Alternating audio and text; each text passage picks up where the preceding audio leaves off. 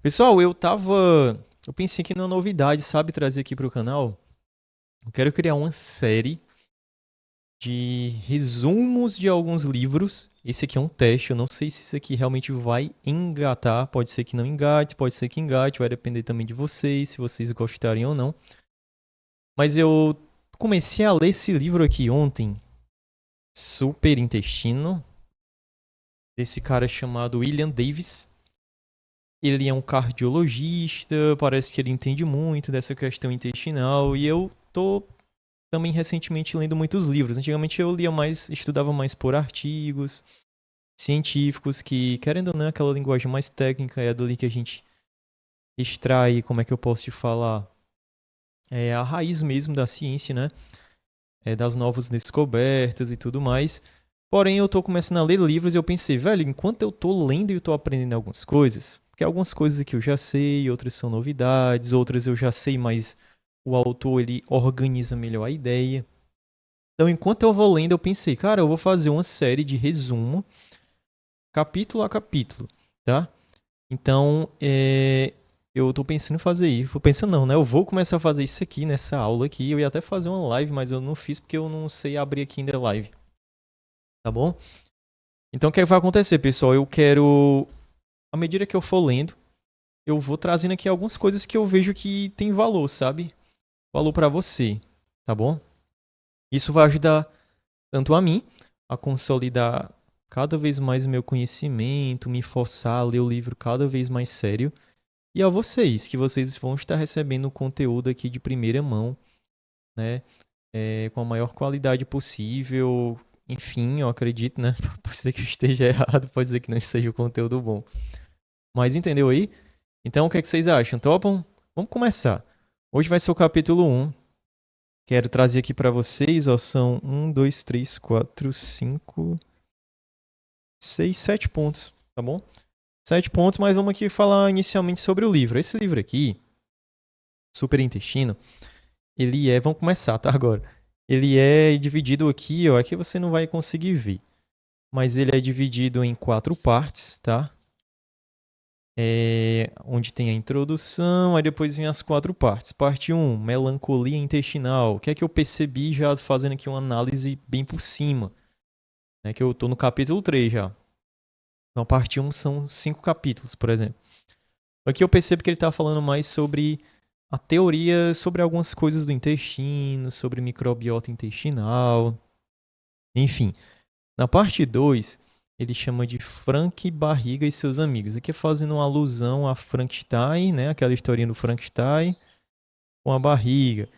Ainda não entendi muito bem essa alusão, porque eu não cheguei aqui, né? Mas dá a entender que é como se hoje o nosso intestino ele tivesse todo retalhado, com a microbiota muito alterada, então tá parecendo um Frankenstein, digamos assim. E isso não é bom, não seria bom para a nossa saúde. Então aqui ele vai falar sobre a SIBO, que é o supercrescimento bacteriano no intestino delgado que não devia estar ali essas bactérias. A SIFO, que é um supercrescimento de fungos também no intestino delgado que não deveria estar ali, normalmente não é para acontecer isso. Enfim, vinha a parte 3, que ele chama de reação intestinal, onde ele vai começar a explicar na teoria o que ele acredita e o que possivelmente ele faz com os pacientes dele, tá bom? Para melhorar a questão da saúde do intestino dos pacientes dele e tudo mais. E, por fim, a parte 4 ele vai falar aqui, ó, crie seu próprio superintestino, um plano de 4 semanas. Então essa aqui tá, aparentemente é a parte mais interessante, a gente vai chegar até lá um dia, tá? Mas o que eu já puder ir adiantando aqui algumas coisas, na medida que eu for lendo, eu vou passando para vocês, tá bom? Então ele vai falar aqui que na visão dele são necessárias 4 semanas. Eu acho pouco, para ser bem sincero. Pela experiência que eu tenho, pelas outras coisas que eu leio, mas eu entendo que, sei lá, às vezes é o cara tentando organizar uma ideia, né? Mas já já eu também quero fazer um breve comentário sobre esse autor aqui, que eu fico um pouquinho. Eu leio os livros com visão muito crítica sobre cada coisa que é escrita. Vou logo adiantar. Esse autor aqui, ó, anteriormente, esse William Davis aqui, ele escreveu um livro chamado Barriga de Trigo. E pelo que eu tô vendo aqui, pelo início do livro e tudo mais, eu percebo que ele é um tanto que polêmico, é aquele cara que fala que todo mundo deve evitar o trigo, deve evitar o glúten, beleza, é a linha de pensamento do cara, mas não é a minha. Eu não acredito, sinceramente, que todo mundo deva cortar o glúten da dieta. Só se você quiser, só se você tiver uma doença celíaca, uma intolerância ao glúten, uma alergia à proteína do trigo, se tiver alguma condição que realmente faça sentido você cortar. Se não, eu não acredito que o trigo vai te adoecer. A verdade é essa. Para mim, o grande problema do trigo não é o glúten. Para mim, o grande problema do trigo, se eu puder nomear, é o que? É porque o trigo hoje que a gente come, normalmente, ele é feito a partir de farinha refinada. Ou seja, o trigo sai do campo integral e a gente sabe que alimentos integrais são favoráveis, vai fazer bem para a tua microbiota intestinal, enfim. Então, esse trigo quando sai do campo, pessoal, ele vai para indústria, digamos assim, e lá ele passa por vários processos. E um deles é retirar essa fibra e formar aquela farinha branca que a gente chama de farinha de trigo. E o problema dessa farinha de trigo é que ela não tem fibra, é só carboidrato simples, ela é. Tipo assim, não tem benefício em consumir ela, porque é uma farinha refinada. Então, ao meu ver, o problema é esse: não é o trigo por conta do glúten, é o trigo porque ele está refinado demais na forma de farinha. Então, assim, se você comer as coisas com farinha de trigo integral, aí já é outra história. Aí é mais tranquilo porque é integral, entendeu? Então, essa é a minha visão hoje. Nada até agora do que eu li me fez, do que eu vejo na prática né, com meus pacientes aqui, nada me fez realmente acreditar que todo mundo precisa cortar trigo, não. Eu acho isso aquele tipo de discurso, para ser bem sincero, para pôr medo nas pessoas e em cima do medo vender alguma coisa. Não é à toa que é tiro e queda. Dessa galera, esses nutricionistas, nutrólogos, médicos, seja lá o que for, que falam mal do trigo, normalmente eles sempre vendem alguma coisa para solucionar esse problema. Perceba, nunca é um falar mal por falar mal. É sempre um falar mal e criando uma oportunidade de te vender alguma coisa. Entendeu? Então essa é a minha visão. Então aqui na parte 4 ele vai falar de um plano de 4 semanas para você restaurar o tua microbiota intestinal e para você ter um super intestino, né? Aí ele traz algumas receitas aqui que depois eu vou até olhar com calma à medida que eu for lendo com vocês, enfim, tá? Então agora eu vou trazer aqui 7 pontos, aqui o livro, ó, se você quiser comprar. Eu não sei se eu recomendo para todo mundo, porque repito, se você ler, assim, eu tô no capítulo 3 e eu já vi coisas que eu não concordo muito e outras que já faz sentido e tudo mais. Então é isso que eu vou ficar trazendo para vocês, não se preocupem. Eu jamais iria chegar aqui e perder meu tempo e fazer tu perder teu tempo mentindo para ti ou trazendo informação de caráter duvidoso. Eu tô fazendo um filtro para você, tá? Então assim, se você não entende muito bem, eu ficaria meio que com o pé atrás de comprar esse livro. Já esse aqui, ó, que eu já li, que eu nem fiz o resumo dele, mas eu vou criar depois um vídeo fazendo, que é o 10% humano. Esse aqui eu recomendo para todo mundo.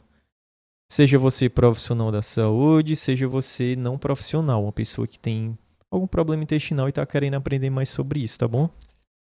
Esse aqui eu recomendo mais para profissionais de saúde que tem uma visão crítica um pouco mais aguçada, mas vamos lá. Fiz um resuminho aqui, tá?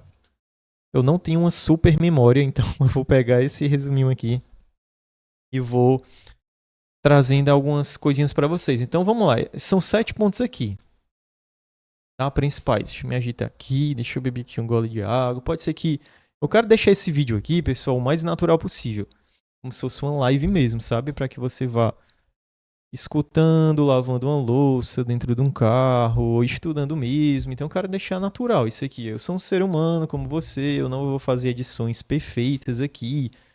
Eu vou tossir, eu vou errar aqui às vezes quando eu escrevo, às vezes, enfim, tá bom? Então, paciência aí, por favor, comigo. Eu sou um ser humano como vocês. Só beber uma água. Então, vamos lá, galera. É assim, ó. Ele começa falando aqui que existem algumas coisas que destroem a nossa microbiota intestinal. Destrói é uma palavra muito forte, mas que realmente altera negativamente falando. Lembra daquela história que eu sempre falo aqui, ó, vou abrir um destaque, ó. Microbiota saudável é igual ao intestino saudável. Intestino saudável. Se você não sabe, se você caiu aqui a primeira vez, microbiota intestinal é o quê? É um conjunto de micro-organismos, dentre eles bactérias, fungos e outras coisas, que residem no teu intestino. Todo mundo tem isso. Essa microbiota ela se relaciona com o nosso intestino, ou seja, ela quem vai, por exemplo, ajustando a questão da imunidade no nosso intestino. Ela produz algumas vitaminas para a gente.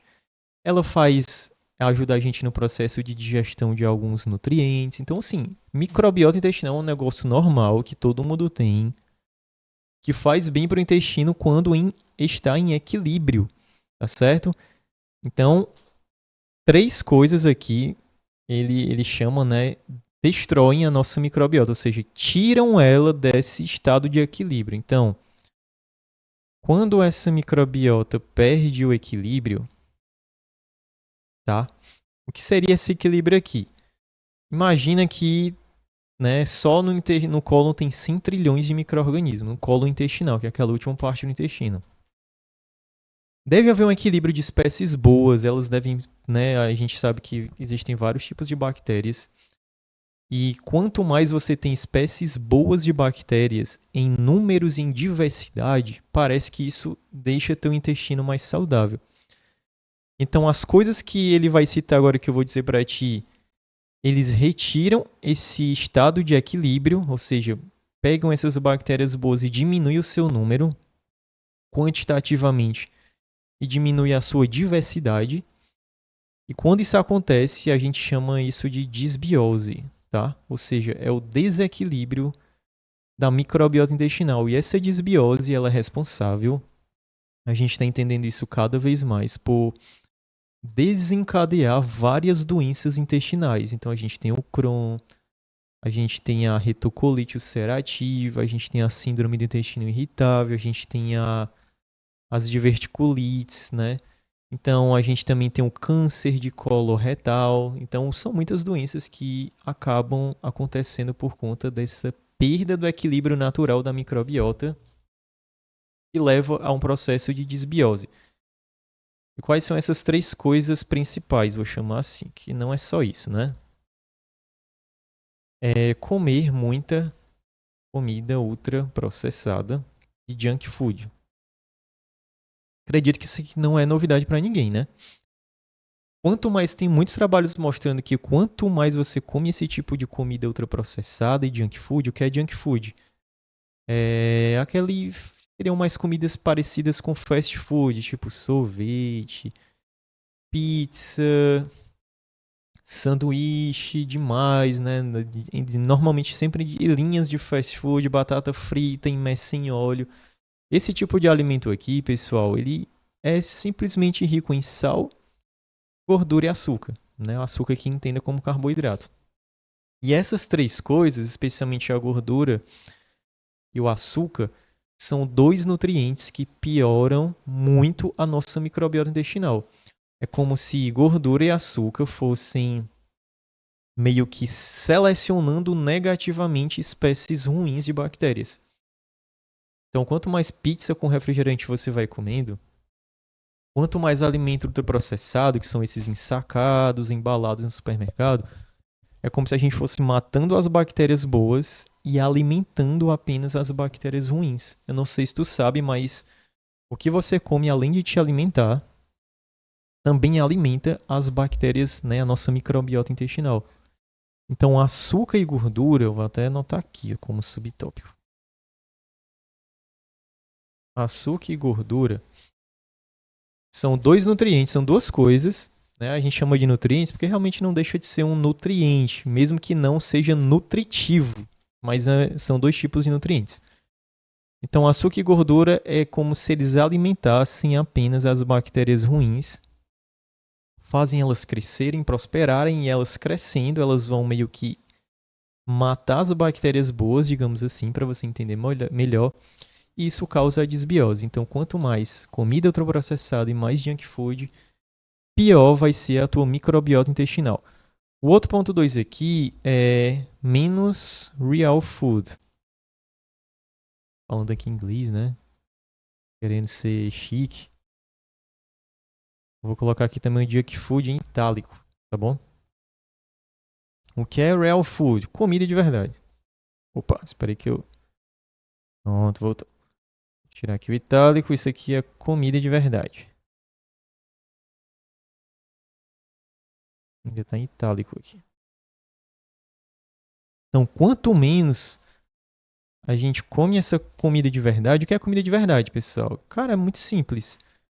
Fruta, legume, grãos integrais, carnes frescas, proteínas até animais frescas, iogurte natural, enfim, grãos, eu falei, né? Grãos integrais, leguminosos, aveia, linhaça. Então, esses alimentos, eles, do contrário do outro aqui, que é o ultraprocessado junk food, esses sim possuem nutrientes que fazem o contrário. Eles selecionam as bactérias boas e elas crescendo, elas vão fazer o movimento contrário, que é expulsar as bactérias ruins que causam desbiose.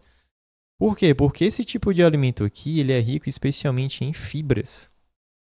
E fibra é uma coisa, né, aquele carboidrato não digerível, é uma coisa que teu intestino, né, que a tua microbiota adora. Quanto mais fibra você come, é por isso que eu já gravei muitos vídeos falando sobre isso.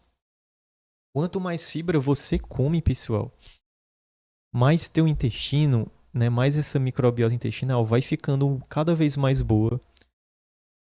As bactérias boas, elas vão crescendo, elas vão liberando substâncias que são anti-inflamatórias, que a gente chama de ácidos graxos, cadeia curta, que são anti-inflamatórios naturais, deixando o microambiente do teu intestino cada vez mais saudável e mais anti-inflamatório. Então, olha só que interessante. Quanto mais fibra tu come, que vem só em comida de verdade, mais a tua microbiota intestinal vai ficando saudável e, consequentemente, também o teu intestino. Vocês estão escutando o cachorro latindo aí? Se tiver, é o cachorro aqui do vizinho, tá bom? Peço perdão aí. Não tenho controle sobre essas coisas. Certo? Então, se você... Aí, né? Não, vamos aqui pro terceiro ponto, depois a gente faz um casadão aqui, né? Um resumão aqui desses 3 pontos. E o outro aqui, o outro fator são medicamentos. Especialmente antibióticos. Aí tem vários, tá? Mas eu vou falar aqui especialmente de 2.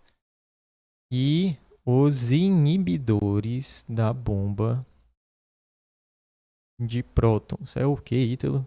É isso aí que tá falando. Aí agora você vai saber o que eu tô falando. Omeprazol, pantoprazol, isomeprazol. Tenho certeza que você já tomou um desses medicamentos. O que não é nenhum problema quando receitado corretamente, tá? Só pra você ficar entendendo aqui, não ficar assustado. Então o que é que acontece? Eu errei aqui, né? Antibióticos.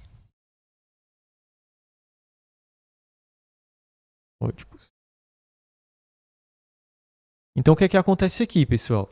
Os antibióticos, eles... Imagina que é como se fosse um soldado com uma metralhadora que sai destruindo tudo. Você toma antibiótico por quê? Porque você pega infecção bacteriana e você precisa matar ela. Então os antibióticos matam as bactérias. Só que a maior parte dos antibióticos, eles são o que a gente chama de não seletivos, são o que a gente chama de amplo espectro, tá bom? E aqui significa, eles saem matando tanto as bactérias ruins quanto as boas. Isso é péssimo para o nosso intestino. Porque ele vai chegar lá, vai sair matando as ruins que estão causando infecção, mas também está matando as boas, entendeu? Aí você começa a perder uma excelente reserva de bactérias boas que você tinha antes, entende?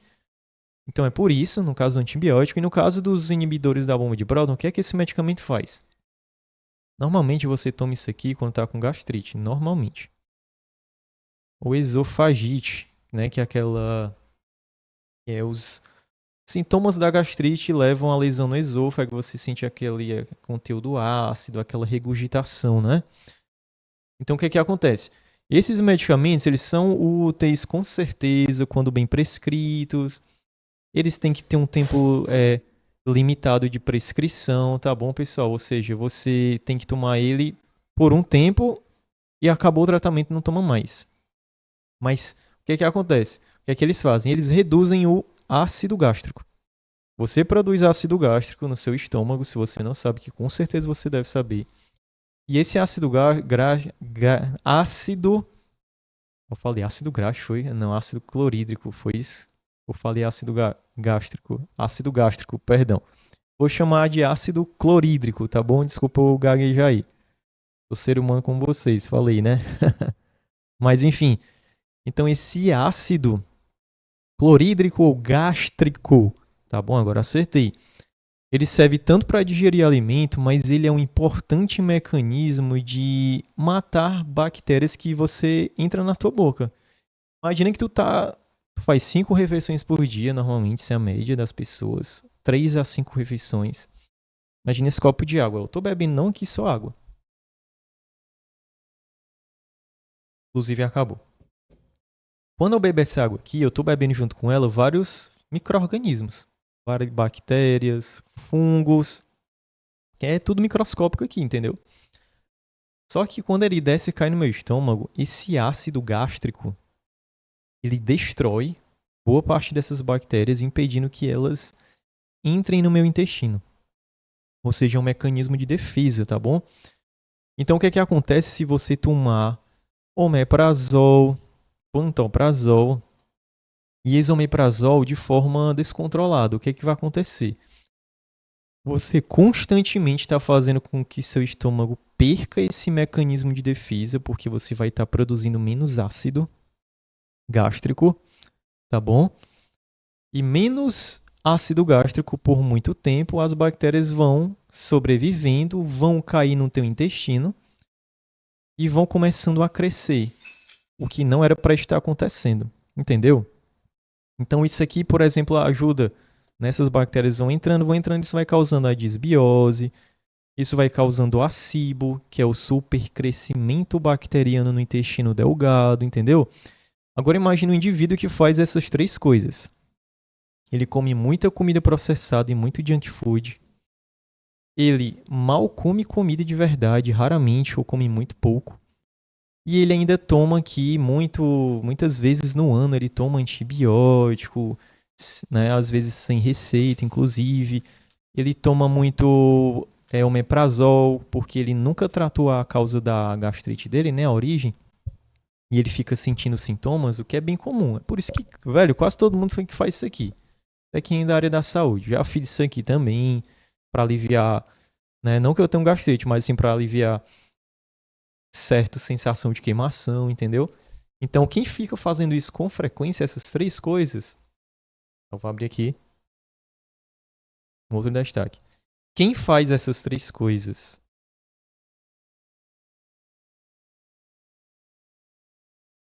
constantemente aumenta o risco de disbiose, tá bom? Ou seja, você vai literalmente mesmo minando, né? Eu vou até usar uma palavra que eu não gosto de usar muito, mas é como se você fosse realmente destruindo a tua microbiota intestinal, certo? E quando você vai destruindo, consequentemente, né, isso vai aumentando essa chance de desbiose. Aí aqui a gente entra num outro ponto, tá bom? Que ele chama de que existem 3 tipos de desbiose, e realmente é verdade. 3 coisas causam a desbiose, né? 3 coisas principais aqui em cima, né? Causam a desbiose. E aqui 3 tipos de desbiose. Quais são os 3 tipos? Não vou chamar mais comum, mas a mais conhecida é o que a gente chama só de desbiose intestinal, que é o que ela acontece no cólon, né, que seria a última parte do intestino. O cólon aqui, pessoal, é literalmente assim, é a parte que, ó, só lá tem 100 trilhões de micro-organismos. Micro-organismos, pronto, tá certo. Então, só lá tem 100 trilhões, é tipo assim, é o lugar onde elas mais gostam de morar, de longe, de todas as partes do teu corpo, o cólon é aquela parte, seria aquele condomínio, tipo, mais lotado, sabe aquele show assim, mais lotado? Pois é.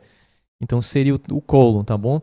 Então normalmente quando essa bactéria ela é alterada no cólon, aí você chama isso de desbiose intestinal. Quando essa microbiota ela começa a crescer no intestino delgado, que não era para ter muitas bactérias lá, é para ser pequena, mas por esses três motivos, se essas bactérias começam a crescer no intestino delgado de uma forma muito descontrolada, a gente chama isso aqui de uma desbiose no intestino delgado, que a gente chama de SIBO. Falei aqui já para vocês algumas vezes, que é o super crescimento bacteriano no intestino delgado. Então isso aqui é uma condição que tem o intestino delgado, que essa parte, né, mais inicial do intestino fica lotada de bactérias ruins. Isso gera-se uma perda de qualidade de vida tremenda nesses pacientes. Tudo que ele come gera gases, se ele come uma fruta gera gases, se ele come um legume gera gases. Se ele come uma fibra gera gases, ele começa a pensar que esses alimentos fazem mal para ele, mas na verdade não é. É porque ele já está com o intestino alterado. E para reverter essa situação é um pouco mais complicada também a depender do nível, tá bom? Então esse é o segundo tipo de desbiose, SIBO, supercrescimento bacteriano, no intestino delgado. E também no intestino delgado, vou até dar um Ctrl+C, Ctrl+V para não digitar de novo, ó. A gente tem o SIFO, que é um supercrescimento não bacteriano agora, é fúngico, no intestino delgado também. É ocasionado pelas mesmas três coisas principais que eu falei ali em cima para vocês, tá bom? Então esses são os três tipos de desbiose, abri um destaque.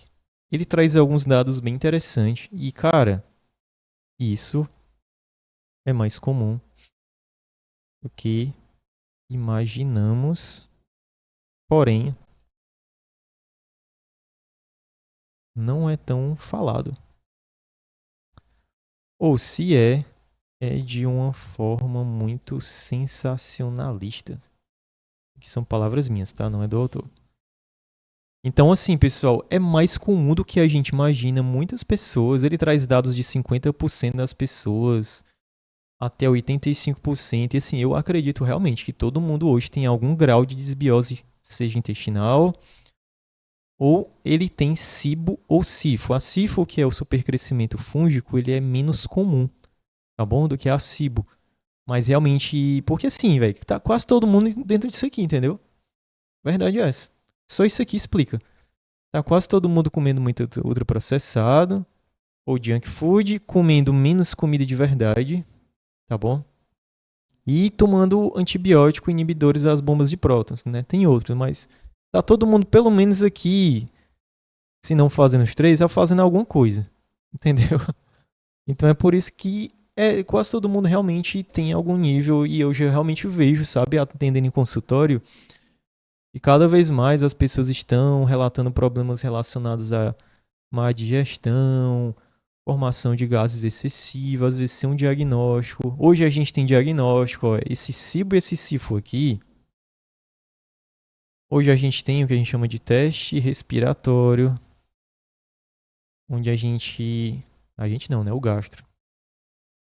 O nutricionista não faz esse tipo de diagnóstico, é só o gastro que pode fazer, o médico, tá bom?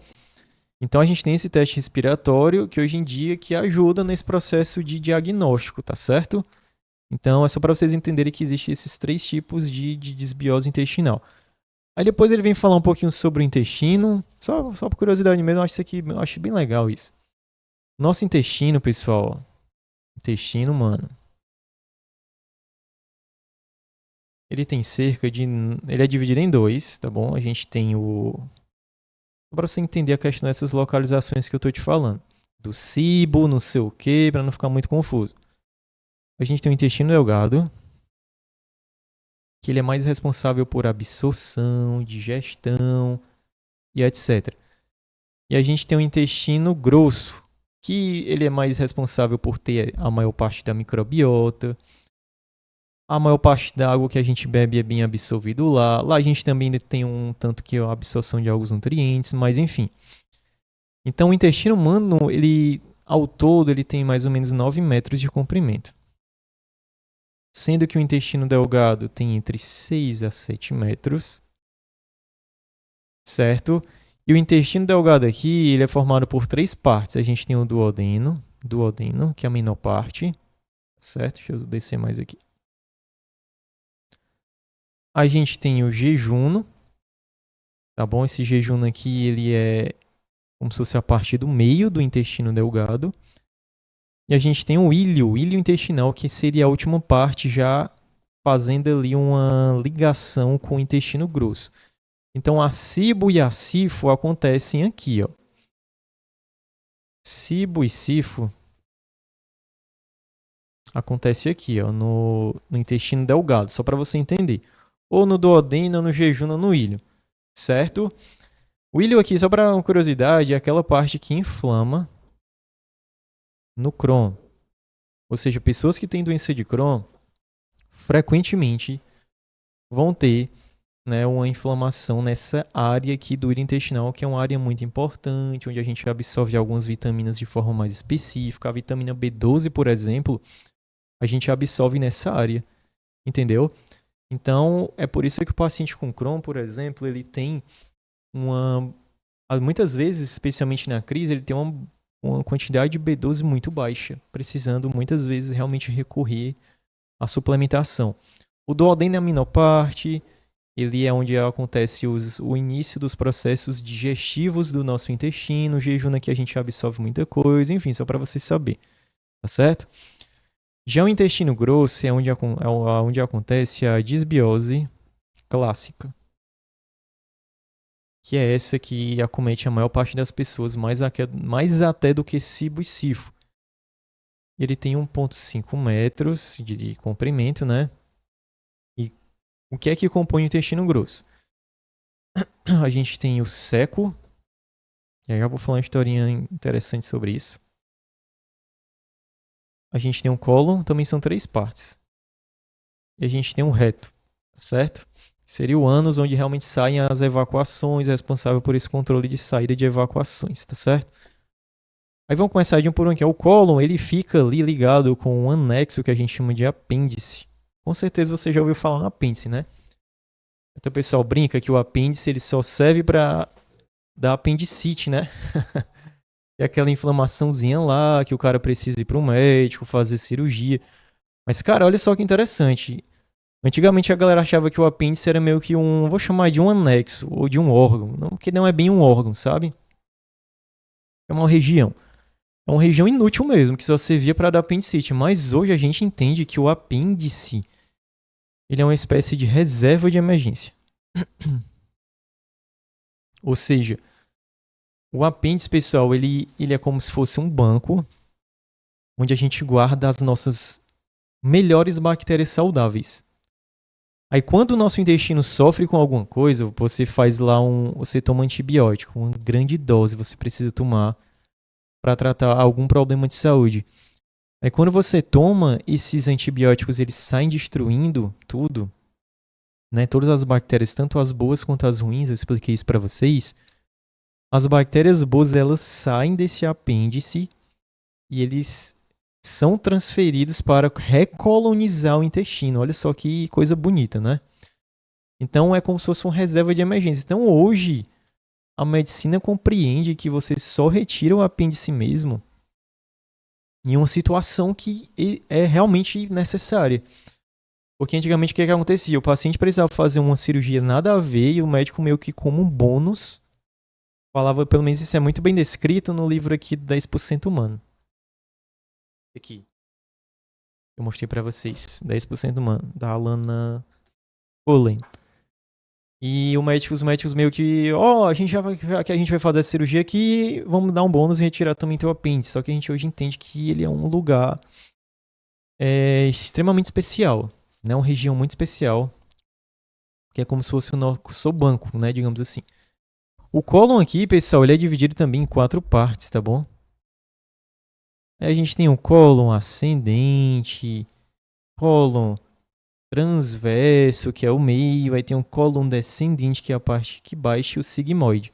Então essas duas últimas regiões, que é o cólon descendente, escrevi aqui, Das quatro, essas duas regiões, que é o cólon descendente e o sigmoide, que são as regiões finais mesmo, é onde fica esses 100 trilhões de micro-organismos. Micro-organismos, pronto. Então esse aqui é aquele lugarzinho também que é especial, que mora a nossa principal quantidade, digamos assim, a principal população de microbiota intestinal no nosso corpo. E enfim, aqui tem o reto, certo? Então só para tu entender, intestino delgado, o intestino humano ele tem 9 metros, ele é dividido em dois. A gente tem o intestino delgado, que é esse, onde acontece a cibo e a sifo, por conta daquelas três coisas que eu te expliquei. E o intestino grosso é onde acontece a disbiose clássica, que é essa parte final do intestino, certo?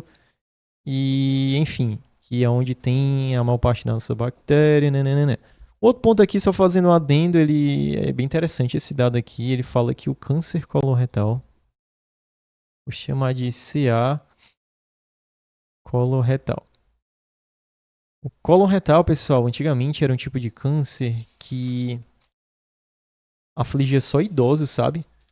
Só idosos, né? À toa que a colonoscopia, você é obrigado, entre aspas, a fazer com mais de 50 anos, se não me falhar a memória, ou 55 anos. Posso estar errado, tá bom? Se algum médico estiver vendo esse vídeo, enfim, pode ser que me corrija, mas eu acho que é 50 anos pra cima, se não me falhar a memória. Mas hoje a gente tem percebendo uma crescente onda de pacientes com câncer coloretal. E eu realmente já vi casos assim, certo? E uma das possíveis explicações é exatamente isso. É porque cada vez mais a gente está ficando com essas três tipos de desbiose, especialmente aqui no caso a clássica, né? Que acontece aqui no intestino grosso, tá bom?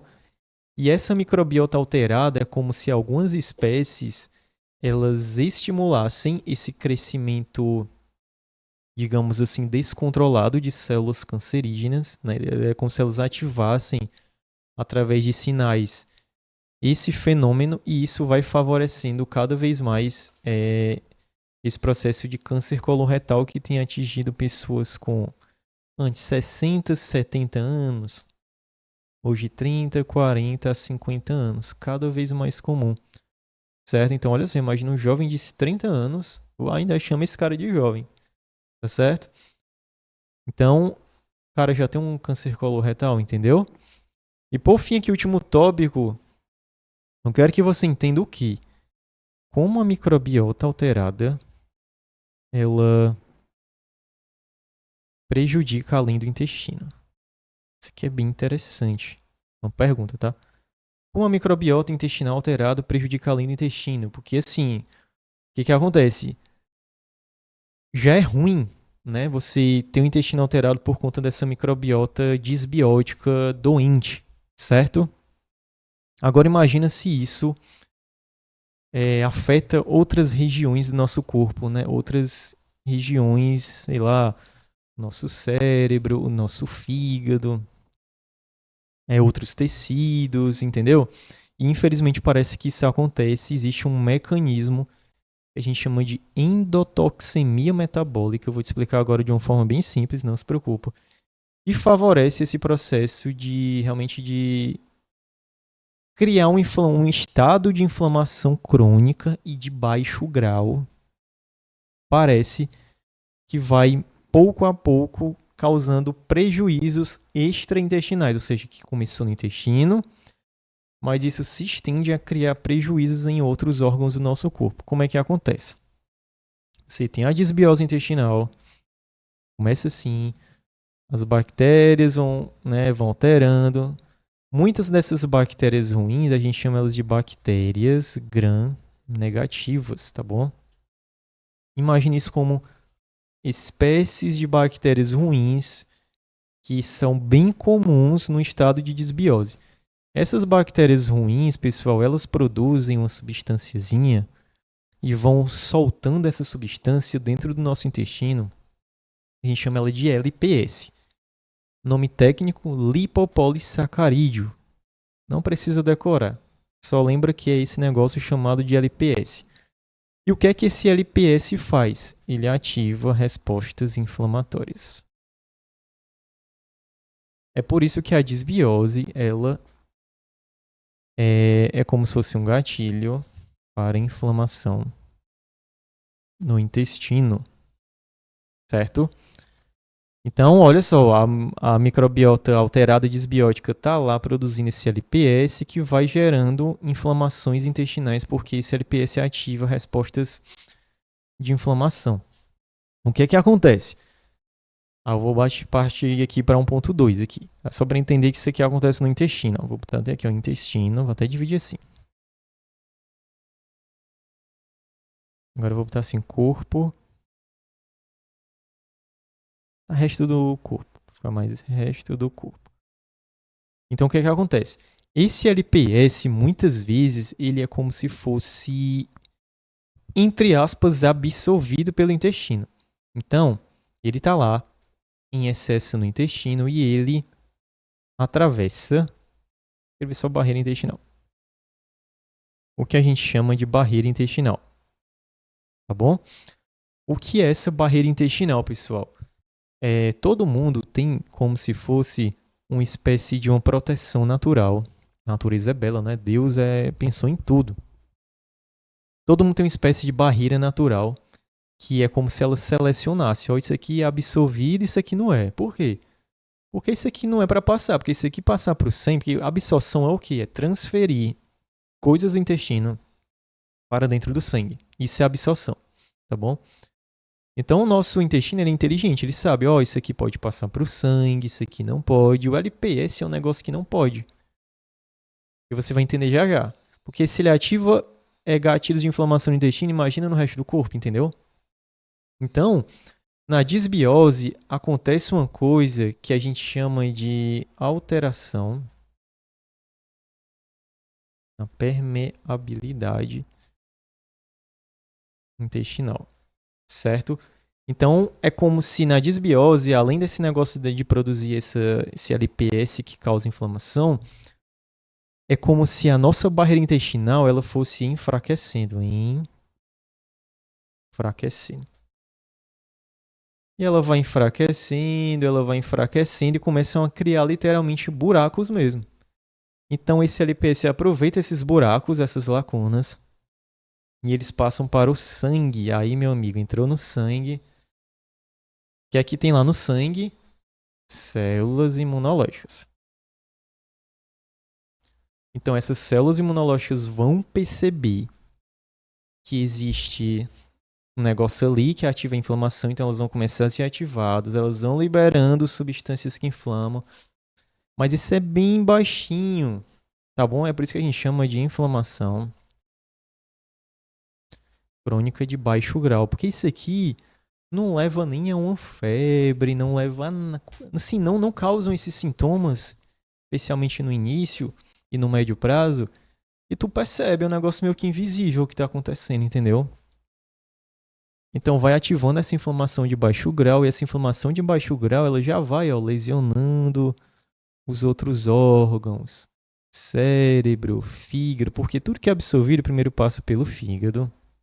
Lá no fígado esse LPS já começa meio que a ativar essas respostas de inflamação pouco a pouco, e o fígado distribui tudo que é absorvido no intestino para o resto do corpo. Ele é como se fosse um cara muito generoso. Ele recebe todos os nutrientes do intestino e fala assim, ó, eu vou pegar só o que me interessa, a minha parte, 10%, e vou jogar o resto dos 90% pro corpo aí, ó. Pra vocês aí, ó. Então ele é um órgão generoso. E quando ele faz isso, ele tá jogando aqui esse LPS pro restante do nosso corpo, ou seja, pra grande circulação. Aí isso aqui, por exemplo, vai cair lá no cérebro. E é por isso que hoje muitos trabalhos estão fazendo. Não ia nem falar sobre isso, também não vou me adentrar muito, não. Mas muitos trabalhos, muitos estudos estão fazendo uma associação entre autismo e microbiota. Porque é como se essas substâncias produzidas no intestino, quando elas chegam no cérebro, é como se elas fossem uma espécie de neurotoxinas que podem favorecer um autismo, né? O desenvolvimento do autismo.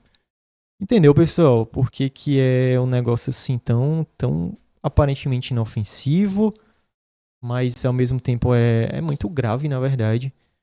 Então, olha só como começou tudo isso. Você comendo mal, só comida. Vixe, estão começando a batedeira aqui agora. Ainda bem que já tá no final. Então, pessoal, olha só. Você começa a comer gordura e açúcar, come menos comida de verdade, toma medicamentos de forma descontrolada. E isso vai levando a esse processo aqui que a gente chegou, certo? Espero que esse vídeo você tenha gostado. Ainda bem que realmente a gente tá no final, velho. Mas espero que você tenha gostado. Se você for com alguma dúvida, deixe aqui nos comentários. Eu realmente queria te escutar. Se fez sentido pra você esse vídeo, eu vou continuar cada capítulo que eu for lendo, tentando gravar aqui vídeos para, né, vou criar uma playlist só, né, resumindo esse livro aqui pra você, tá bom? Então é isso, fica com Deus. Repito, qualquer dúvida, deixe aqui abaixo e até a próxima.